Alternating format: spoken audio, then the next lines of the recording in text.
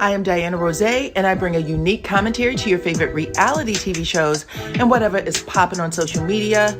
If you are not a subscriber, please become one.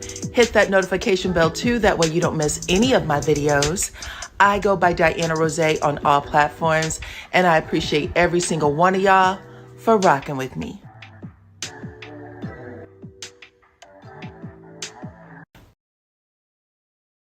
What's up, Supreme Team fam? It's your girl, DYANAROZAY. I'm here to talk to y'all about these people in the thumbnail right here. We got Pinky Cole, child. Y'all know she is in some hot water. She has a lot of lawsuits against her for unpaid debt, even after filing Chapter 11. And one of those lawsuits was with ex-employees who sued her for back pay and also for tips that was withheld from their income. Anyway, we're going to get into that, child. We're also talking about Robyn Givens, and I already know what y'all saying. What does this lady have going on? Because she is a bore. She was a bore on the show, and nothing is going on in her life that would require any type of chit chat. You're right. But I do have some chit chat for you, child. I don't know if it's going to make you happy or sad, but stick around. And then we are also talking about Kandi Burruss and Todd Tucker. Y'all know Kandi is officially divorced, so she has dropped that name. She no longer carries the Tucker name. But word on the street is that she has to write a check, baby. And y'all know how people, when you owe somebody, when you owe Pookie and them, when Pookie and them owe you, they love to give you your money and say, take this little funky $20. Well, we'll see if Kandi tells Todd, take this funky $500,000 plus and get on out my life, okay? Hit the like button, share the video, follow me on all platforms at DYANAROZAY. Welcome all of my new fan bam. I'll see you guys. And also, if you're not a subscriber, become one. And also make sure your notification bells are on. And let's get into it. Let's start with Pinky Cole first, you guys, because if you didn't know, Pinky Cole is with the shit. She has a pretty fun personality, it looks like. And just 3 weeks ago, she was making all kinds of videos and parodies, making fun of social media for not knowing what bankruptcy meant, child. She made this video up right here. It is still on her page, where she is educating folks about the different types of bankruptcy. She even got a whole bunch of applause from the Wall Street Trapper, Portia Williams, Kenya. Kenya said, ask Trump, child. Portia said, class is in session. And the Wall Street Trapper said that she needed to put it on YouTube. He said this would easily get 10 million views. So she likes to, make fun of stuff. You know what I'm saying? I'm not sure that her previous employees feel that way. And they were awarded in court. They did take her to court for their past wages and their tips. And they won a judgment for $62,000, a little over $62,000. Plus she had to pay their attorney fees, which was almost $33,000. So that was one of the lawsuits. But anyways, y'all, after making fun of people for not knowing what bankruptcy was and how she used bankruptcy right, it turns out that she might have used it all wrong, baby, because check this out. So despite filing Chapter 11, which was supposed to protect her assets, last night a report came out that the creditors she owed was able to seize her home, okay? They actually placed locks on her door and took over full possession of the home and everything in it. Her lawyers did come out and make a statement saying that the actions were improper and that the bankruptcy filing should have paused all collection efforts. Right now, Pinky herself is saying that this is causing extreme harm. She has a fancy property over here in Georgia, 6-bedroom, 4-bathroom, 2,814 square foot home in the city of Loganville. That's about an hour east of Atlanta. The lawyer is trying to see if they can get the judge to reverse the decision. But everything that I read, it said that typically does not happen. It's going to take a real prayer, a lot of blessings, a lot of luck. Okay. But yeah, that is what happened even after filing Chapter 11. So just so that people know, sometimes you think you're safe and you're not even safe there.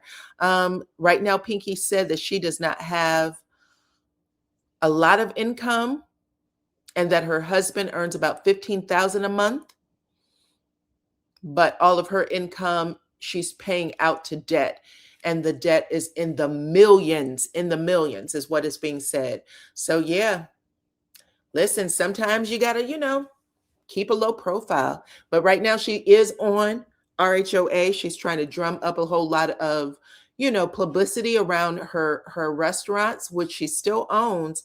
But will she be able to keep them open if she is not able to pay her creditors? We will see. Talk to me in the comments, you guys. Let me know what you think about it. And let's move on to the next story. So, you guys, it looks like Robyn Dixon over there at RHOP, she has asked to borrow Monique Samuel's shoes, child. She wants to walk back on set and see if she can get one of those full-time positions.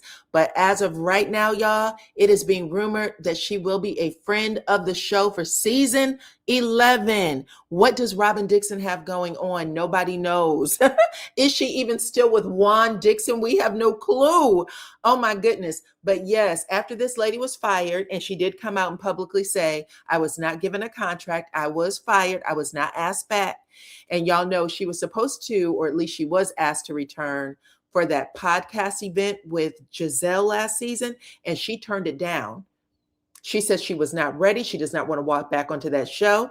But baby, all you have to do is hear news that there is a downturn in the economy, that the United States is considered insolvent, and that definitely will make you eat your words, okay? And turn right back around and do all the things you said you never, ever, ever, ever would do. And that's what it looks like now. I'm curious if this is true. Like I said, this is a rumor. It's coming off of Mr. Housewives' page, and he was the first to report that Kay and Angel were not returning for season 11.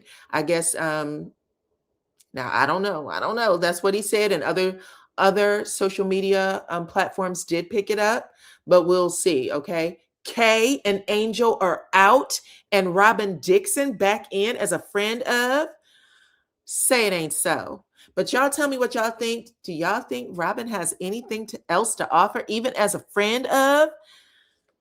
I'm giving it a big no. Okay, where's my auntie what the hell face? Yes, what is this? I don't know, Tia. I said the same thing. But y'all talk to me in the comments and let me know what y'all think about it. And let's move on to the next story. All right, y'all, let's talk Todd and Kandi. Listen, Kandi has been ordered to pay Todd his funky ass 500,000. His 500,000. Give it to him, girl. What's up? The judge said it belongs to him, you guys. Now, listen, there was a whole lot of, theories out there about Kandi losing custody of her children, having to pay Todd child support, things like that. That was not true. That is not true. The reports came out, and I'm getting this from No Chaser TV, who said that they had access to the documents, to the court documents.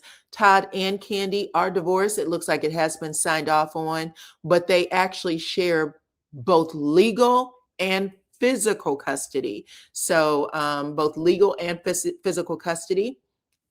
Both of them are considered great parents, good parents, and both of them are both considered having the same amount of things going on, right? Because Todd said that I'm Mr. Mom. She's barely here, but the court did not buy that for a second. So good for her. Todd is going to have the final say on all extracurricular activities and religion, and Kandi gets the final say on all non-emergency medical issues and education decisions. Now, here's something that's interesting, because both of their kids, they have two children, a daughter and a son. Both of them are in movies. They were in some Christmas movies from 2025. I saw them in. So Kandi has them in the show business, okay? And y'all know they make money. So the judge is giving very strict rules on the kids and how they can be used for media and commercial purposes. I think I saw their son in a KFC commercial too. And according to this, it says that due to the parents' high public visibility, the court has approved a parenting plan that places tight restrictions on media exposure. Neither parent can film, post, or involve the children in commercial or media activity without the other's consent. So if one or the other says no, then it doesn't happen. I don't care how good the deal is. Also, they said that you will not be pulling a Gary Coleman or even Kim Zolciak's daughter. She said that she didn't get any of her money, that Kim spent all of her hard-earned income from RHOA as well as being a social media influencer. According to these court documents, Kandi and Todd will never be able to slip up and do that because every dollar earned has to go into an account that solely benefits the kids. So they have to agree on some sort of trust, put it in there, and they can't take it out. That's actually smart. Very good. Very good. Even though Kandi said that Todd wasn't paying nothing during their separation, waiting for that divorce, she said, baby, he needs to pay child support because he got it and he's not putting in on a thing. And Todd said, I'll put in, but she didn't ask me. She didn't ask me. And he was also asking for child support and spousal support. But according to the final judgment, both parties will not be responsible for any support to the other. $0 will be awarded in regard to child support because both of them said that they only make a funky $22,083 a month. Now, listen, a lot of people will find that to be good money, but Kandi and Todd, at least Kandi is supposed to be a superstar. So people were shocked to hear that number, only $22,000 a month. But my guess would be that Kandi does have other money tied up in assets and probably in some sort of, investments, probably. But maybe from her singing career, she probably makes only $22,000 from album money. I don't know. Listen, this is what good accountants are for. That's why people get good accountants, so that people never really know. People never really know what they are earning, right? What you actually bring home as net. Anyway, that's what both of them said. So it's interesting. They both had the exact same number. Alimony completely waived. Permanently, neither one of you can receive $1 from the other. And then they had some cars that got split, and y'all can read them right there. Kandi's vehicles, Todd's vehicles. Pause to read. Let's see, 1, 2, 3, 4, 5. 1, 2, 3, 4, 5. All right, they split the vehicles down the middle, 10 vehicles and 5 each. And the biggest deal is the money that apparently Kandi owed Todd. There must have been some sort of property or something that the check went to Kandi. Either way, a total equalization payment of $500,017,500 was required. And then after Todd paid whatever that offset balance was, Kandi's going to owe a total of $426,388.77, with the first installment to be paid up front within the first 30 days and the remaining balance to be paid within 90 days. She got 90 days to give him damn near $500,000. Interesting.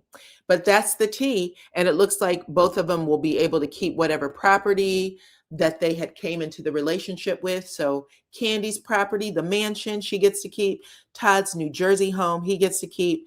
Plus Todd gets an extra home that I guess he purchased with Kandi. And then their bank accounts and investments and, assets that they brought into the relationship or had before the relationship began, they would get to keep. Anyways, y'all let me know what y'all think about this in the comment section. All the stories, in fact, in the comment section. Are you happy for Kandi? Do you think that Kandi actually won in this arrangement? If they're both bringing home the same exact salary a month, do you think that Kandi won? Because she's pulling out money out of her investments. She's either having to sell something or pulling out money out of a bank account in order to give Todd that $500,000 payment. I don't know. I think that she wins because of her children. I think that taking kids away from their mother, I still think that's cruel. If y'all follow me, y'all know that I've always felt that way. If they're not doing something, like drugs or something like that, I think the kids benefits from being with their mother. But they are splitting them in half, which means that Todd is going to take a residence here in Georgia. He will have to keep a residence in Georgia. And the two of them will have to stay in Georgia until them kids turn 18. Or if they decide that moving somewhere else in the country benefits them, they'll both have to do it. Both have to be in agreement and both do it. So that still keeps the two of them tied together for a very long time. For a long time. I don't know how old those babies are. I think they're probably in kindergarten now, maybe preschool and kindergarten. So that's still a lot of years to go. So hopefully they can do it well. They can be good co-parents together. But y'all talk to me in the comments and let me know what y'all think about all the stories. Okay. Hit the like button, share the video, follow me on all platforms at DYANAROZAY. I appreciate every single one of y'all for rocking with me. And until the next one, bye-bye.